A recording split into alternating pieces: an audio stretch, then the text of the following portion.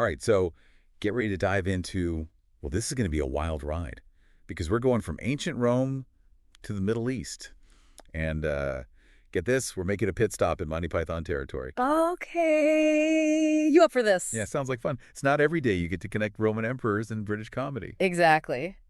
This all started with a thought you had, and it really got me thinking about how we see history and how we often focus on the negatives, especially with leaders. Right.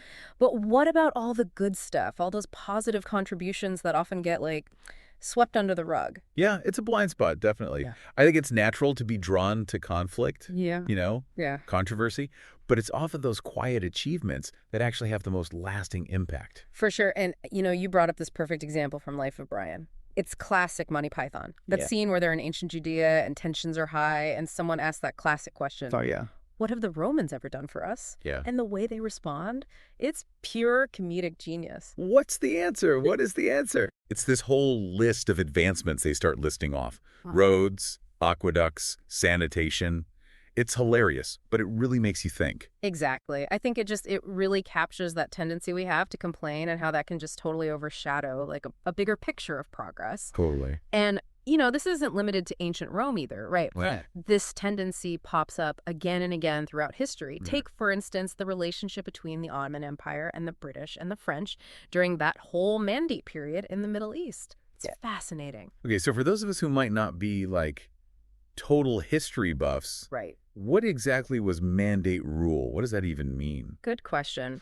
So basically, after World War I, the League of Nations, they gave Britain and France control over territories in the Middle East that were previously part of the Ottoman Empire. Okay. The idea, in theory, was to guide these regions toward independence, but it was a very, very complicated system, as you can imagine. Oh, for sure, because that whole idea of guiding them toward independence came with, it came with accusations of colonialism, right? Absolutely, yeah.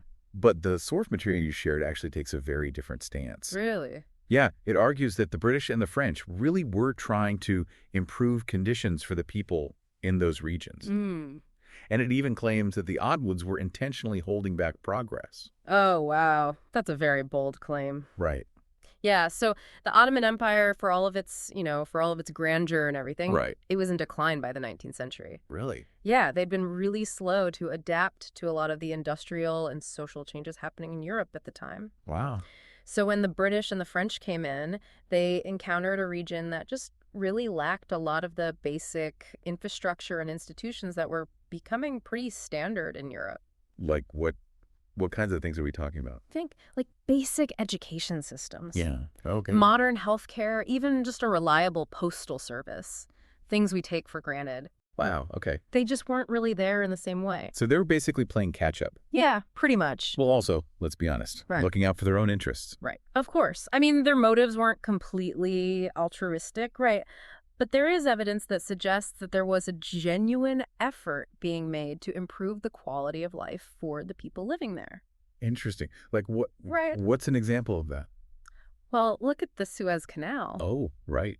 The British invested a ton of resources into building that. That's it. Right. That was a massive, massive infrastructure project. Boosted trade, connected the East and West. Still talked about today. Exactly, exactly.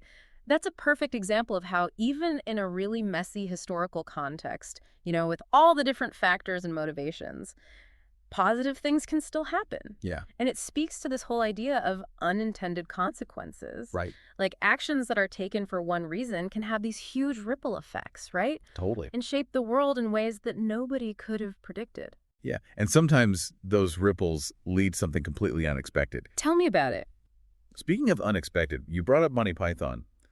How does a British comedy troupe fit into all of this? Yeah. I'm very curious. Well, it all comes back to those overlooked contributions. Okay. Remember how we said that Life of Brian, that movie, almost didn't get made? Oh, yeah. Why is that? The original funding fell through. It was actually George Harrison, the Quiet Beetle. No way. Yeah, he stepped in and saved the film. Wait, George Harrison as in the Beatles' George Harrison? The one and only. Wow. He believed in that project so much Really? that he mortgaged his house and his studio to finance it. Oh, my God. Yeah. Wow. Crazy, right? No way. Talk about putting your money where your mouth is. Yeah. So he basically bankrolled this whole movie just because he believed in the message. He did. Yeah, it's a pretty incredible story. Uh-huh. It really shows the power of, like, one person taking action. Right. And it's just like, with those who built the Suez Canal, Harrison's motivations, they were complicated too. Right. It wasn't just about money. Exactly. He saw something special in that film, like a message that was worth supporting, even if it meant, you know. Taking a risk. Exactly. A big one. And let's be real, Life of Brian was controversial, to say the least. Oh, absolutely. Yeah. So he was really sticking his neck out there, and not just financially, but for something that he believed in artistically. Totally. Totally. And it makes you wonder, how often do we kind of miss those contributions?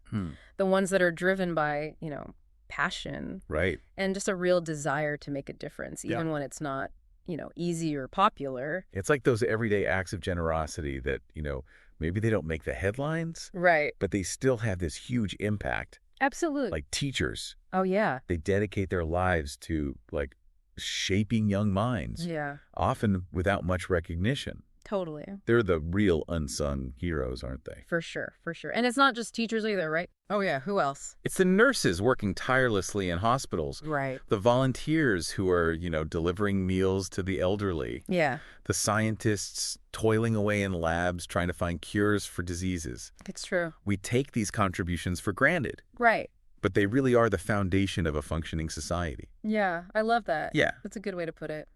It's like that saying, what is it? The best way to find yourself is to lose yourself in the service of others. Oh, I like that. Maybe that's, true fulfillment. Yeah. Knowing you made a difference, even if, like, nobody's there to give you a pat on the back, Precisely, yeah. And I think recognizing those contributions, no matter how small they might seem, I think that's really, really crucial. Yeah. It's not about seeking recognition for ourselves, Right. but just acknowledging the efforts of other people and the effect that they're having, Yeah. So how do we do that? How do we get better at that? Like, how do we shift our focus from those big, flashy headlines to those everyday acts of, kindness and perseverance? I think it starts with just, like, awareness. Okay. Once you start to, like, really look for them, Yeah. you'll be amazed at how many you see in your own life. Oh, totally. It could be a colleague who always goes the extra mile, or a friend who's a really good listener, Right. or even just a stranger who's just kind of offers a kind word or a gesture, those little things. Yeah, and it's about taking those small moments Yeah, and amplifying them, absolutely. acknowledging them, even celebrating them. Yes. Because when we do that, we're not just, making someone's day. Right. We're also reinforcing those actions and encouraging other people to do the same. That's it. Yeah, it's like this positive feedback loop. Exactly. Exactly. It's like we're surrounded by these little ripples, of kindness, of hard work. It's true. We get so caught up in just, like, getting through the day-to-day. Right. Yeah, but like you said, we have to, like, actively tune in to those little acts of, I don't know, maybe, like, everyday heroism or something. And maybe even more importantly, it's about finding ways to, like, shine a light on them. Totally. Because when we do that, when we highlight those unsung,